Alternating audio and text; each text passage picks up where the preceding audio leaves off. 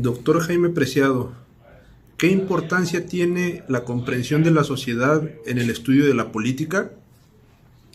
Bueno, pues es que generalmente se piensa que la política es el diseño de las mejores formas de convivencia entre las sociedades para resolver los conflictos que tenemos por vías que sean conciliatorias, que lleven la voz de quienes están en conflicto.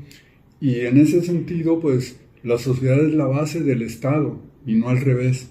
Muchos piensan que el Estado fue primero que la sociedad y no, es la sociedad la que después de sus conflictos internos, de la evolución de sus actores y de las relaciones de poder sobre todo, que aquí es donde reside una de las variables explicativas más importantes, de las relaciones de poder, dependerá lo que estas sociedades generan como formas de relación política entre todas y todos, ¿no?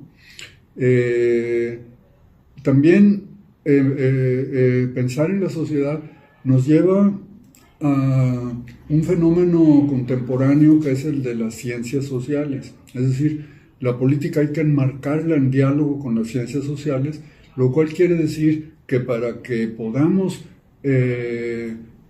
constituir un pensamiento político acertado, requerimos de la historia, de la antropología, de la sociología, de los estudios de la cultura y también de la geografía, por ejemplo, ¿no? Que es una cuestión que se olvida muy a menudo. O sea, la sociedad no es un ente, digamos así, etéreo, como angelitos pululando en el universo, ¿no? Sino que somos personas con una relación material entre nosotros que es histórica, que forma parte de nuestras formas y normas de convivencia y que tenemos que manejarnos en el sentido de lo que la política representa. Porque otra de las cuestiones también muy importantes a decir es que la política no se reduce al estudio del régimen y el sistema político y de partidos, ¿sí? La política incluye esto, pero va mucho más allá. Y ese ir mucho más allá implica entonces lo que las ciencias sociales nos están ofreciendo para la comprensión de esta realidad contemporánea, ¿no? Cómo se constituyen los partidos, qué demandas surgen alrededor de un cambio de gobierno, pues todo eso tiene sus raíces en cuestiones sociales justamente. No es casual que todo el debate, por ejemplo, sobre la democracia contemporánea gire alrededor de lo que significa la desigualdad, la justicia, la equidad, la inclusión, y que ello pues tenga que ver con problemas que están en el nivel de la sociedad. Por ejemplo, la concentración del ingreso, los problemas de la discriminación por género, los temas del racismo y el colonialismo. Pues todo ello tiene una respuesta si la política es sensible a estas dimensiones múltiples y complejas de lo que está asociado con este quehacer. Y insisto, la sociedad nos habla de que hay actores, ¿sí? Y de que hay sujetas y sujetos políticos. Entonces, la política no se nutre de las instituciones en sí, abstractamente, sino que esas instituciones están formadas por cuestiones que están relacionadas con la configuración que la sociedad genera sobre lo político.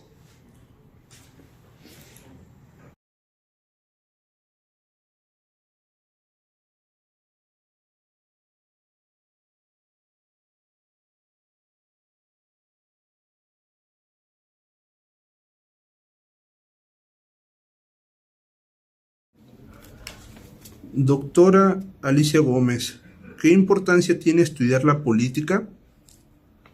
Bueno, el estudio de la política es muy importante para una sociedad porque ya que la política estudia las condiciones del orden político, del orden de convivencia pública de una sociedad, podemos decir que no puede existir una sociedad desarrollada sin un orden político establecido que permita la solución de los principales problemas de esa sociedad. De ahí que el estudio de la política sea tan importante. Ahora, la política puede ser vista como ese conjunto de reglas que estructuran la vida pública de una sociedad, de una comunidad, y hay que hacer énfasis en que esas reglas son creadas de manera deliberada y consciente por los actores políticos. Eso es una gran diferencia entre las reglas políticas y las reglas que regulan la vida social. Para establecer estas reglas es que se crean las instituciones políticas, que pueden ser formales o informales. Lo interesante aquí es, como señalo, que estas reglas y estas instituciones son creadas de manera deliberada y consciente, a diferencia de las instituciones sociales que se crean de manera espontánea. A lo largo de la historia, las instituciones políticas han variado en sus principios. Estas instituciones y estas reglas pueden ser democráticas, pueden ser autoritarias, pueden ser dictatoriales, para señalar a las más importantes. Asimismo, hay que señalar que la vida política puede pasar por distintos estadios a lo largo de su evolución. Bueno, eso sería, me parece, lo más relevante. ¿Qué se debe de estudiar para comprender la política? La política puede ser estudiada desde distintos puntos de vista, la vida política. Por ejemplo, la literatura puede abordar a la política de formas muy ricas y muy interesantes. Hay una gran cantidad de literatura de mucha calidad que ha sabido leer la vida política de manera muy útil. Asimismo, el periodismo puede estudiar la vida política, puede estudiar esa actividad humana también de manera útil y atinada. Pero para un académico, la forma de abordar la política tiene que ser la forma científica. Las universidades, las comunidades científicas abordan la política desde un punto de vista científico, y ello significa abordar a la vida política con evidencias y con métodos científicos, es decir, métodos sistemáticos, para producir un conocimiento que puede ser compartido intersubjetivamente entre una comunidad científica y que por lo tanto tiene que tener de alguna manera el reconocimiento de esa comunidad científica. Entonces hay que tener muy clara la distinción entre un abordaje de la política científico y no científico. La política también puede ser vista desde un punto de vista, por supuesto, aplicado y práctico. La política como ciencia puede ser muy útil para la vida política real, para el ejercicio de la política. Puede, de alguna manera, y aspira, de hecho, la ciencia política aspira a encontrar los principios fundamentales que motivan a la acción política y con ello poder llegar a establecer modelos de vida política ordenada y orientada hacia una vida social y hacia una comunidad más desarrollada.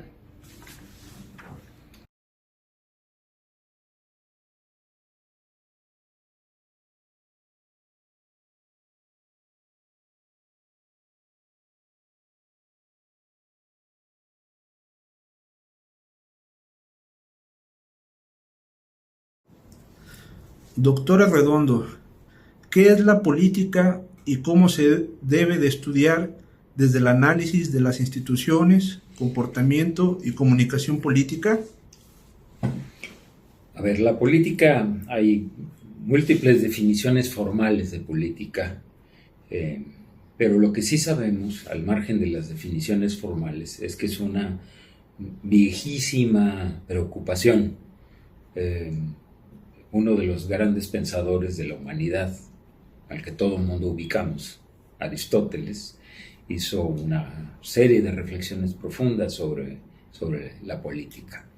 Pero para no meternos tan de lleno en estos formalismos, yo diría que la política es sobre todo por un lado es una disciplina, pero es una preocupación humana, natural, que tiene que ver con lo público, con la convivencia de las comunidades y definitivamente con las maneras en que esa convivencia establece reglas para el acceso y el ejercicio del poder y de la toma de decisiones.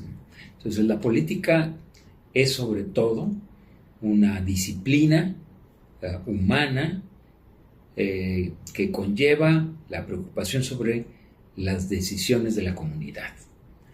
En ese sentido, y Aristóteles ya lo decía, el ser humano es un animal político, es decir, inherentemente los humanos somos animales políticos. En ocasiones se nos olvida y también en ocasiones, desgraciadamente, pensamos que la política tiene que ver con ciertos juegos muy desacreditados, muy poco legitimados de la lucha del poder, ¿no? Y del ejercicio del poder, cuando tendría que ser como una actividad muy, muy noble, muy importante, porque tiene que ver de nuevo con la comunidad, con la forma en que nos organizamos y tomamos decisiones en lo que corresponde a la comunidad en su conjunto. La política entonces tendría, y creo que ese es uno de los grandes retos del presente, no del futuro, del presente, tendría que reevaluarse, redimensionarse, relegitimarse como una actividad noble, una actividad que tiene que ver con eso, con lo que nos preocupa como comunidad. Ahora bien, lo que nos preocupa como comunidad tiene que ver obviamente con nuestra vida económica. Somos también seres económicos por naturaleza, y tiene que ver con el mundo simbólico en el que nos movemos. Por lo tanto, el estudio, el análisis, la reflexión sobre cómo la política ejerce un impacto importante sobre los juegos de la economía y del poder simbólico son innegables, ¿no? Carlos Marx, un viejo pensador muy importante, no fue el único, pero él, y antes de él otros pensadores, establecieron que la política era fundamentalmente una política económica, es decir, que la economía no podía entenderse al margen de los juegos del poder y de las decisiones que conciernen a la comunidad en general, ¿no? Entonces se instituye de alguna manera, aún con pensadores muy contrarios a Carlos Marx, se instituye la idea de la economía política. Adam Smith es el ejemplo más claro de eso, ¿no? El llamado padre del liberalismo, fue uno de ellos, ¿no? Si remitimos todo esto al presente, nos damos cuenta que los juegos del poder, las relaciones de poder, más que los juegos, las relaciones de poder, ahora, en estos días, están fuertemente atadas a ciertas instituciones, entre las cuales yo pienso, estoy convencido, gracias a lecturas que he hecho y a las reflexiones que he hecho, que las instituciones de la comunicación son imprescindibles para entender el mundo de la política. ¿Por qué? Porque ahora la comunicación se ha convertido en una actividad central de toda la humanidad, tanto para la economía como para las representaciones simbólicas de las sociedades, ¿no? Nos alimentamos permanente y cotidianamente de lo que las tecnologías de comunicación y quienes las manejan, operan o controlan hacen de ellas, ¿no? Entonces, en estos tiempos tan acelerados, tan vertiginosos, la comunicación es central, es fundamental para entender a la política, para saber de qué manera ciertas reglas formales e informales del manejo del poder y de las decisiones comunitarias están ancladas a las tecnologías de la información y la comunicación. La comunicación es fundamental para entender estos juegos, flujos y reflujos del poder y de la política. Por lo tanto, tendremos que preguntarnos, quizá, como en su momento lo hicieron los clásicos, sobre los aspectos éticos de la política mediatizada, anclada a los procesos de la comunicación. Creo que hoy más que nunca, más allá de lo tecnológico, lo que tendremos que preguntarnos es si el aporte de las tecnologías de la información y la comunicación a la política es el que debería de ser, o distorsiona de alguna manera estos objetivos profundos y nobles de lo que conlleva una actividad política. Esa sería básicamente mi reflexión. Muchas gracias.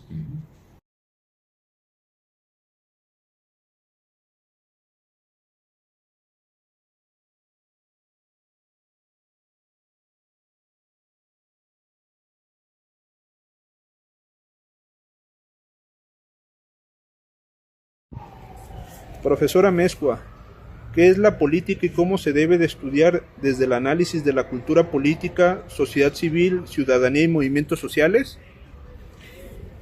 La política tiene, como bien sabemos, diferentes formas, ¿no?, de entenderse. Podemos conceptualizarla, teorizarla de diferentes maneras. Y en particular, la manera en la que yo trabajo la política, es fundamental hacer una primera distinción: la política y lo político.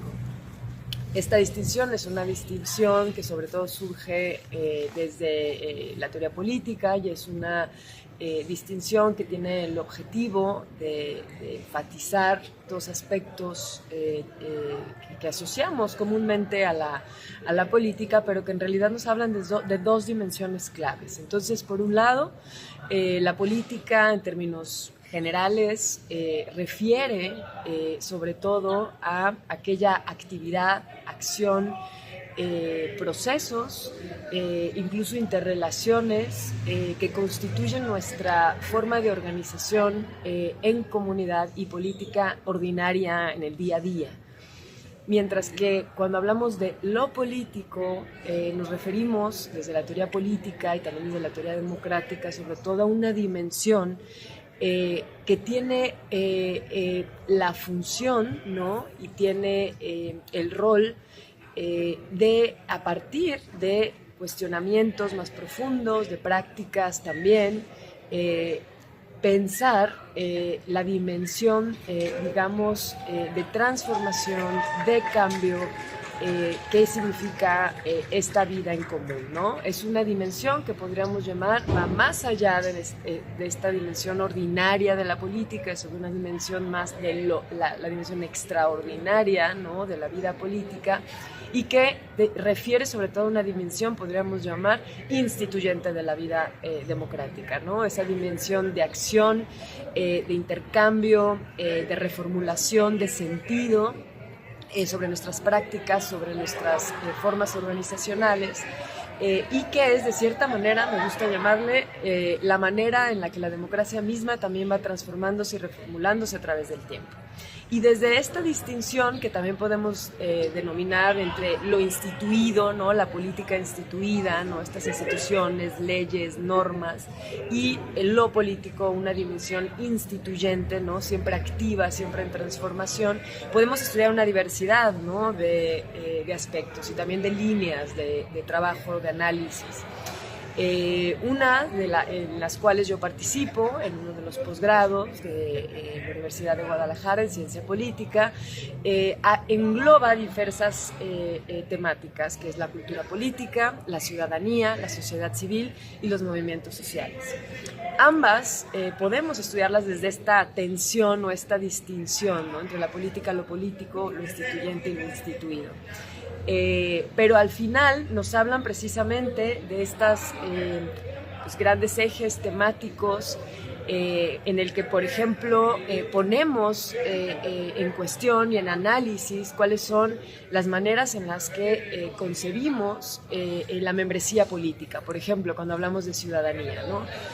Cuáles son estos atributos sociales, culturales incluso, pero sobre todo legales y políticos que caracterizan la ciudadanía. Y también hablamos de las disputas en torno a estas transformaciones, a estas conceptualizaciones de la ciudadanía misma. Las movilizaciones sociales y movimientos sociales es otro eje vastísimo de análisis dentro de también la ciencia política y los estudios de las ciencias sociales en general, y nos ayudan precisamente a profundizar en esta dimensión siempre permanente, siempre latente, instituyente de nuestra vida en común, ¿no? La manera en la que diferentes demandas, diferentes imaginarios sociales y políticos también logran impactar el ámbito público. Y la dimensión o el eje también de estudio que asociamos con la cultura política es cada vez un eje más nutrido en términos del trabajo que se está desarrollando, pero es un eje fundamental del estudio de la política y de lo político, ¿no? Es este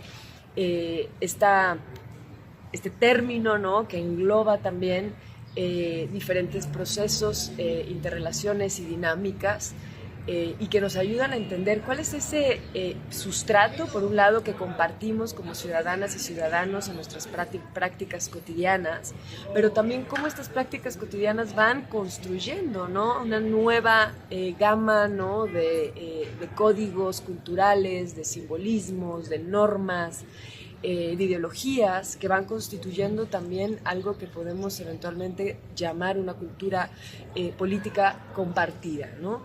En la actualidad es de gran importancia pensar nuestra cultura política en términos sobre todo de su relación, por ejemplo, con procesos de democratización, ¿no? ¿Qué tipo de cultura política, de hábitos, de normas, de valores estamos nutriendo? Y cómo estos se relacionan también con la salud, ¿no?, y el estado actual de nuestras democracias. Asimismo, podemos cuestionar cómo una cierta cultura política prevaleciente puede erosionar, debilitar o poner en disputa y en cuestión estas normas, los fundamentos de nuestra vida en común, y por lo tanto se convierte en un eje de estudio fundamental para entender esta dimensión instituyente que mencionaba. Entonces, este eje, ciudadanía, movimientos sociales, sociedad civil y cultura política son aspectos, o mejor dicho, ejes de estudio centrales a la política contemporánea y sobre todo a la política democrática, que nos ayudan a pensar las maneras en las que la democracia y los ciudadanos en democracia estamos constantemente transformando el significado y también los fundamentos de nuestra vida en común.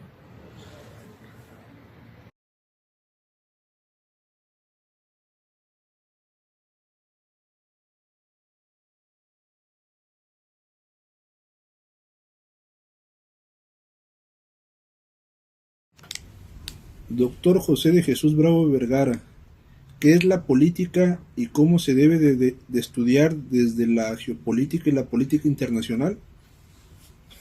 La política es la dinámica de negociación entre diferentes grupos o personas que tienen diferente punto de vista con un objetivo central. Obviamente tiene que ver con el plantear una estructuración de la sociedad para poder llevar a cabo pues una dinámica que convenga a una mayoría, ¿no? Eso sería lo ideal. ¿Cómo se puede estudiar de la política internacional y la geopolítica? La política internacional pues es al final de cuentas, es una rama de las relaciones internacionales y más estrechamente está ligada o más concentrada en la relación entre los países. Digamos que es la suma de las políticas exteriores de los países. Y precisamente la política exterior es una dinámica de política interna expresada al exterior de cada estado, de cada país, en donde buscan consolidar los intereses. ¿Qué son los intereses? Pues las metas, los objetivos que tienen los estados en ese sentido, ¿no? A alcanzar. Obviamente estos intereses son creados a partir de una dinámica interna, de una historia, de una identificación por parte de las élites, en este caso, que van a planificar cuál es la directriz que ha de tomar una nación entera, y en ese sentido plasman cuál va a ser su interés central o sus metas centrales hacia el exterior para cada estado, ¿no? En esa dinámica. La geopolítica es una disciplina que obviamente está muy coligada a las relaciones internacionales, desde luego, más concentrada en este vértice de la política internacional, en donde se identifica la gran relevancia que tiene la geografía para los actores políticos, es decir, en este caso, sustancialmente para los estados. Bajo ese esquema, los estados pues planean o planifican o identifican cuáles van a ser las prioridades, cuáles son las interacciones que pueden tener con el medio ambiente externo, digamos, por decirlo de alguna manera, para que los líderes tomen decisiones específicas sobre los intereses que se desarrollan, sobre la dinámica que han de tener estos actores o estados. Es decir, lo que se podría llamar, identifican cuáles han de ser los vértices también de su política exterior. Entonces, por eso se vuelve importante también el ámbito geográfico, y como la geopolítica es el estudio o se refiere al estudio de la toma de decisiones políticas en la consideración del posicionamiento geográfico, de la tenencia o la posesión de diferentes materias primas, diferentes productos, ¿sí? O que son el paso como pivotes, digamos, interesantes o importantes que pasan de un país a otro, o rutas comerciales, o que es el antecedente, o en ocasiones también así sucede, que es el escalón que antecede, no antecedente, sino el escalón que antecede a un gran mercado final, ¿sí? O a una gran potencia en este caso, ¿sí? Entonces, por eso se vuelve, insisto, también importante la geopolítica. Desde luego, insisto, la política al interior de los países tiene que ver y tiene que hacerse o desarrollarse conforme a la identificación de su localización geográfica, conforme a lo que detenta este país, desde luego, en productos, ¿sí? Desde luego a que esa localización geográfica puede resultar ser el paso natural de unas regiones hacia otras que son importantes en el ámbito comercial, o en los flujos migratorios hacia zonas que conforman una especie de imán económico o comercial. Entonces, desde ese punto de vista también se vuelve importante la localización geográfica. Y a final de cuentas, pues bueno, con base en eso, hay que tener en consideración que la política interna de los estados pues está ligada a la política internacional, es decir, a la política exterior que toman los estados y que desarrolla en un ámbito del sistema internacional en la interacción entre los diferentes países, ¿sí?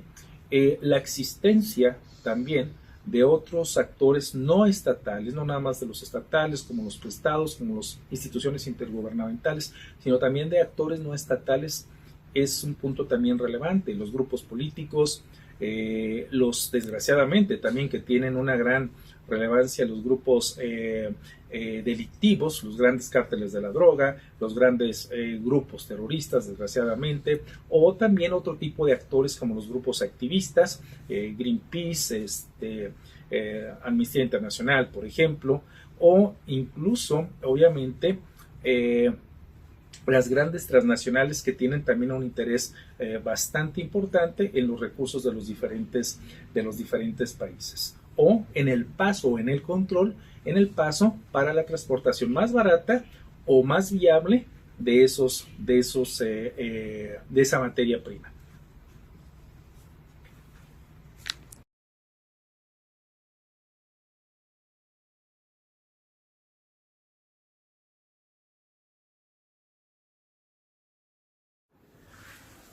Doctor Juan Jesús Ramírez, ¿qué es la política y cómo se debe de estudiar desde el análisis del gobierno en las políticas públicas?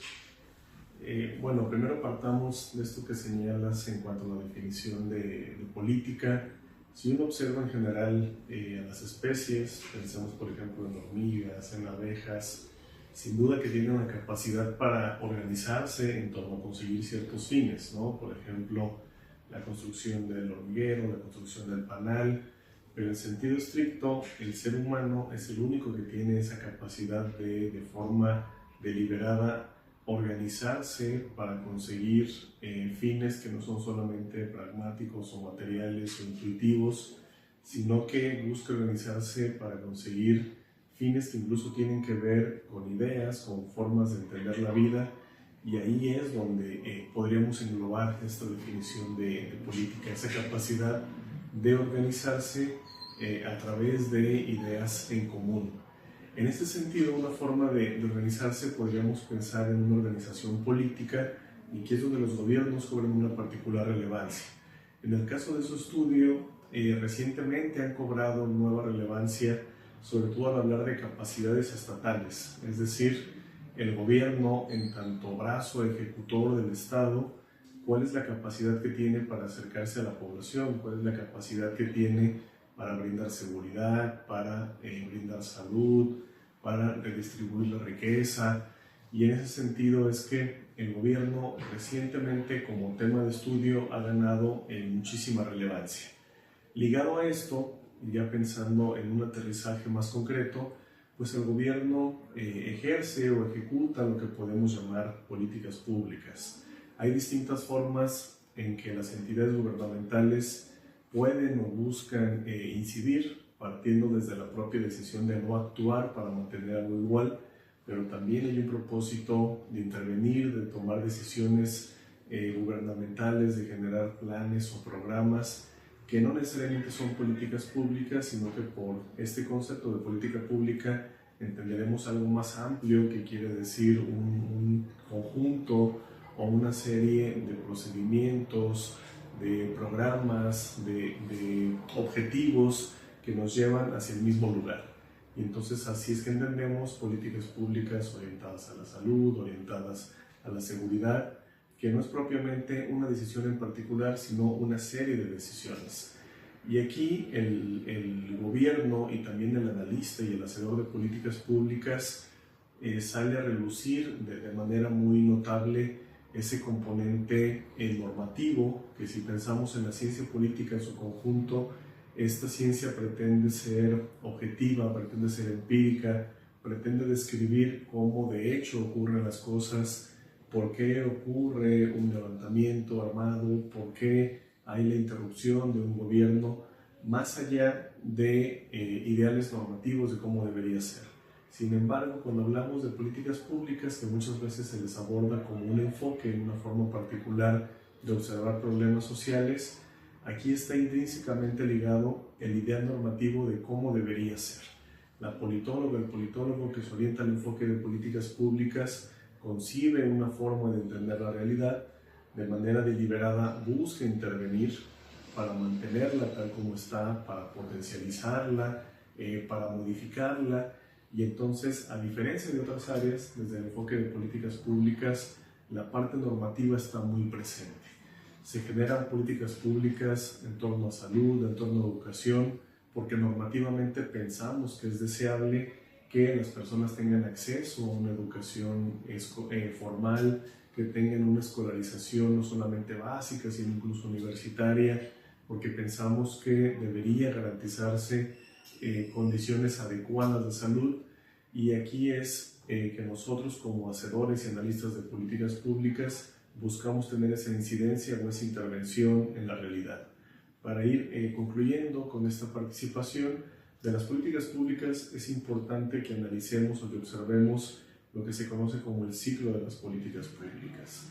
Aquí es donde nosotros como politólogos buscamos identificar problemas que no solamente son importantes para nosotros, sino problemas públicos que afectan a la sociedad, que trascienden nuestra vida particular.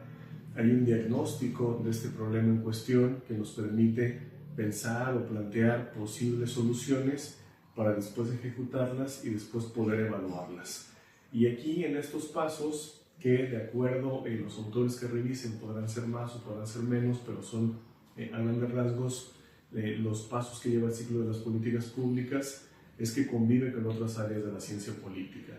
Por ejemplo, desde diferentes enfoques normativos o teóricos podemos hacer la definición de problemas, desde diferentes metodologías o herramientas de análisis, lo cualitativo, lo cuantitativo, las entrevistas, focus group, modelos estadísticos, podemos evaluar el resultado de las políticas públicas y aunque si bien, insisto, es un enfoque particular, pues no deja de convivir y de interactuar con otras áreas de la ciencia política.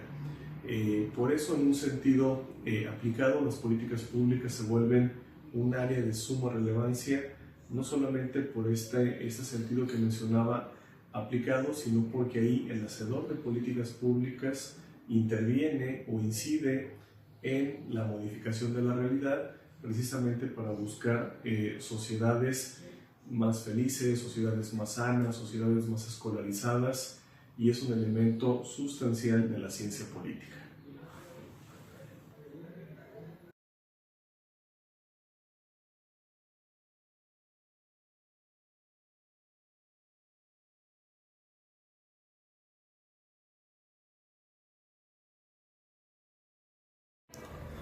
Doctor Jaime Torres Guillén, ¿qué es la política y cómo se debe de estudiar desde el análisis interdisciplinario? Bueno, la política es una realidad humana que aborda el problema no nada más del poder, sino el problema de la autoridad, que es diferente, que es distinto, pues, ¿no? Las discusiones sobre las formas de gobierno, la organización de quién manda, quién obedece y las estructuras de ese mando, de esa obediencia, las instituciones, es un problema de la política, ¿no? Entonces, ahora el tema del poder político aparece pues, recientemente en la filosofía occidental con Maquiavelo, y ese es el que nos ha mantenido ocupados y ocupados, ¿no? En el tema del problema del Estado, del problema de las relaciones basadas en instituciones para establecer como elementos clave que puedan incidir en el uso del poder, ¿no? Pero en el análisis interdisciplinar se ven muchos elementos que no pueden circunscribirse al problema del poder o del Estado, ¿no? Porque, por ejemplo, el primer análisis o los niveles de análisis que a mí me interesan estudiar siempre en el caso de la política es el nivel filosófico, ¿no? El uso de los conceptos, ¿no? En el nivel especulativo me interesa mucho usar eso porque me ayuda a distinguir con claridad de qué estoy hablando y en qué nivel analítico estoy hablando. Por ejemplo, si estoy hablando de poder para distinguir lo de la autoridad, o si estoy hablando, por ejemplo, de democracia en un sentido filosófico y no en un sentido de las instituciones procedimentalmente hablando. Entonces, ese nivel, ¿no?, filosófico me ayuda muchísimo, y no nada más estoy hablando de la filosofía occidental, pero principalmente. Entonces, ahora, la ciencia política convencional que estudia instituciones, que estudia relaciones y procesos, ¿no?, del Estado y la sociedad, son importantes en la medida en que pueden expresar los niveles de integración y control que pueden establecerse en un Estado, y también los valores que puedan estar en disputa, como por ejemplo el tema de la libertad social, la libertad individual, los derechos, etc. Entonces son importantes, ¿no? Sin embargo, creo que si se queda uno nada más en los procesos institucionales, pierde de vista otro elemento también interdisciplinar, muy importante, que es el análisis del conflicto, ¿no? Y ahí el estudio sociológico, incluso el estudio etnográfico, antropológico de la política, ayuda a clarificar, por ejemplo, los grupos que están en disputa. Pero no nada más los grupos que están en disputa, sino más bien, sino además, en qué están disputando y cómo están disputando, ¿no? Que muchas veces el conflicto, la disputa política, no solamente tiene que ser formal. Hay niveles de análisis donde, por ejemplo, el concepto de ciudadano no te ayuda a entender qué es lo que está pasando con grupos, ¿no? Con organizaciones que no están reclamando derechos de ciudadanía, ¿no? Sino están disputando, por ejemplo, territorios o espacios o lugares o incluso símbolos, ¿no? En un nivel político, pero luego viene otro elemento importante, pero hay que aclarar que esas disputas, que si bien es cierto pueden ser políticas, no pueden establecerse en el marco del poder. Es decir, por ejemplo, hay organizaciones, grupos que disputan símbolos o que disputan territorios o que disputan incluso intereses, en el sentido más sociológico del término, pero que no es en un sentido ofensivo o contencioso, sino defensivo, por ejemplo, ¿no?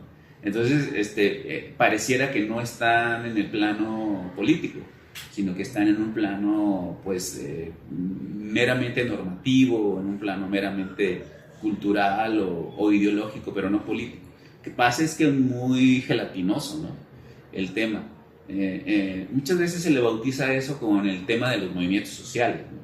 Y me parece que es un término poco feliz, porque no todo es movimiento social. Hay ciudadanías defensivas u organizaciones que generan conocimiento para defenderse, pero que no necesariamente son ofensivas políticas, es decir, no tienen un programa político, pues, o no buscan tomar el poder, ¿no?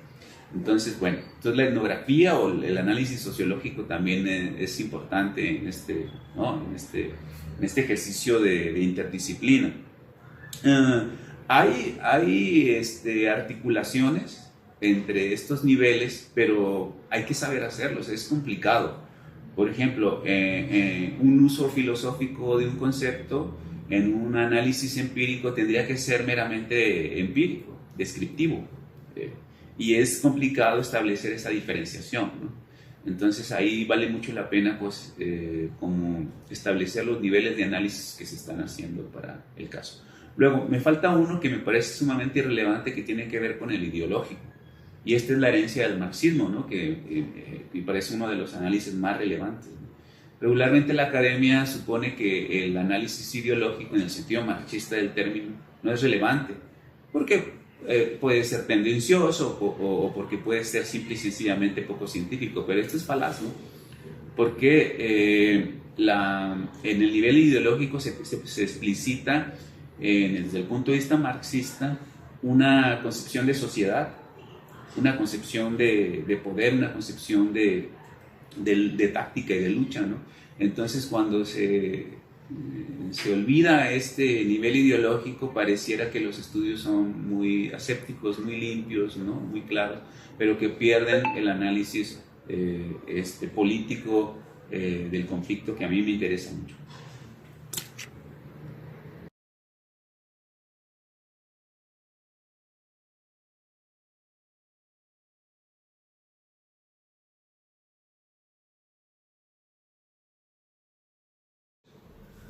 Doctor Ramírez, ¿en qué consiste el carácter científico de la ciencia política?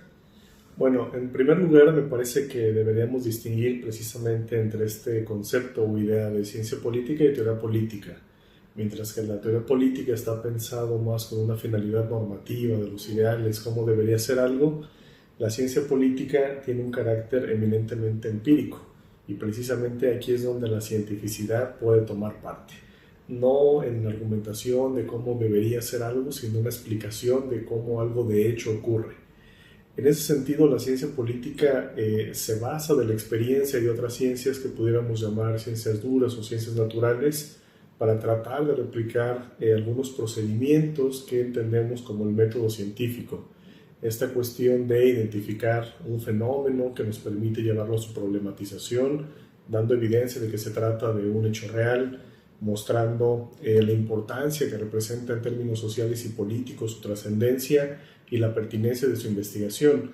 Siguiendo con esta cuestión del método científico, específicamente este enfoque llamado hipotético deductivo, pues hay una pregunta de investigación y la ciencia política se hace preguntas de distinto tipo que tienen que ver con qué efectos tienen ciertas variables sobre el sistema de gobierno, el sistema de partidos, la fragmentación partidista, la calidad de la democracia, la representación. Y ante esas preguntas se plantea hipótesis que hablan de relaciones entre variables, hipótesis que pueden ser falseables. Subrayo, ¿no?, la cuestión del mecanismo o el procedimiento del método científico, y sin llegar a tener esa exactitud o esa perfección que pudieran tener los experimentos en otros tipos de ciencias, pues en las ciencias sociales en general y en la ciencia política en particular, tanto la experimentación como los diseños observacionales, pensemos en estudios comparados, en modelos estadísticos, permiten hacer una contrastación empírica que nos lleve a medir el efecto que tienen ciertas variables sobre lo que queremos explicar, o que nos lleve a delimitar y a definir mecanismos causales que nos permitan confiar en cómo ciertas variables están impactando sobre otras. Así, a través de este mecanismo o método científico, la ciencia política ofrece algunas explicaciones que, por poner algún ejemplo, podemos pensar en cómo explicar que algunos sistemas de partidos estén más fragmentados, por qué en algunos sistemas de partidos el voto está más disperso o está más concentrado. Hay explicaciones científicas en este sentido, sistemáticas, metódicas, replicables, y que nos llevan, por ejemplo, a la apreciación de que son tanto las reglas electorales como la diversidad socioeconómica la que nos permite esta explicación. Es en este sentido de la utilización del método científico lo que dota de cientificidad a las ciencias sociales en general, pero en particular a la ciencia política. E insisto con esta cuestión de que deja un margen muy amplio a la posibilidad de cometer errores en la predicción, en la apreciación, porque no hablamos de fenómenos naturales, sino de fenómenos sociales donde el ser humano es el actor principal y hay un comportamiento errático, inevitablemente aleatorio a veces, que nos hace ser muy imprecisos en esa situación. No necesariamente todo lo que se produce en la ciencia política tendrá un carácter de cientificidad, porque también tenemos descripciones, tenemos correlaciones, tipologías, clasificaciones que nos permiten acercarnos a otro tipo de conocimiento, pero la posibilidad de identificar problemas, de aterrizarlo en preguntas, plantear hipótesis y generar diseños que nos permitan su contrastación, hacen que este mecanismo sea replicable y se pueda generar acumulación de conocimiento en torno a una materia en particular. En este sentido es que podemos tener una reivindicación del estudio de los fenómenos políticos. En esta línea es precisamente que invitamos a que el estudio de los fenómenos que tienen que ver con el poder, con el Estado, con la concentración, dispersión de recursos, se hagan desde una perspectiva científica. Aquí es, para terminar, una de las principales diferencias precisamente entre el político profesional y el politólogo. Mientras que el político profesional tiene otros objetivos, sobre todo electorales, pero fines también eminentemente prácticos del quehacer político, el politólogo tiene las herramientas de la investigación científica para poder generar conclusiones válidas en tanto siguen un procedimiento científico.